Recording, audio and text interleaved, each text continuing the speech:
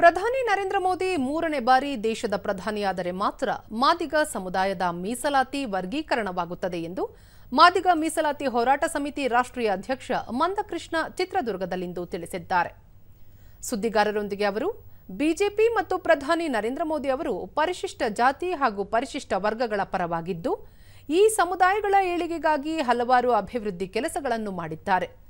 ಕಾಂಗ್ರೆಸ್ ಪಕ್ಷದಲ್ಲಿ ಪರಿಶಿಷ್ಟ ಜಾತಿ ಮತ್ತು ವರ್ಗದ ಸಮುದಾಯದವರಿಗೆ ಕಡಿಮೆ ಪ್ರಮಾಣದಲ್ಲಿ ಸ್ಥಾನಗಳನ್ನು ನೀಡಲಾಗಿದೆ ಎಂದು ತಿಳಿಸಿದರು.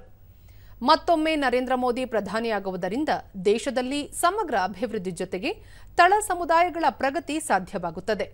ಪ್ರಧಾನಿ ನರೇಂದ್ರ ಮೋದಿ ಅವರ ಕೈ ಬಲಗೊಳಿಸಲು ಚಿತ್ರದುರ್ಗ ಲೋಕಸಭಾ ಕ್ಷೇತ್ರ ಜನತೆ ತಮ್ಮ ಕ್ಷೇತ್ರದ ಬಿಜೆಪಿ ಅಭ್ಯರ್ಥಿ ಗೋವಿಂದ ಕಾರಜೋಳ ಅವರಿಗೆ ಬಹುಮತ ನೀಡಬೇಕೆಂದು ಮನವಿ ಮಾಡಿದರು.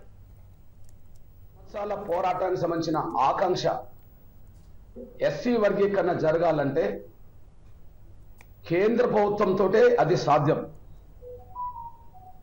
కేంద్ర ప్రభుత్వంతోటే అది సాధ్యం. కేంద్రంలో ఎవరుంటే వర్గీకరణకు పరిష్కారం జరుగుతుంది అనుకున్నప్పుడు గౌరవ నరేంద్ర మోడీ గారు మూడోసారి ప్రధానమంత్రి అవుతేనే షెడ్యూల్ కులాల వర్గీకరణ సాధ్యం.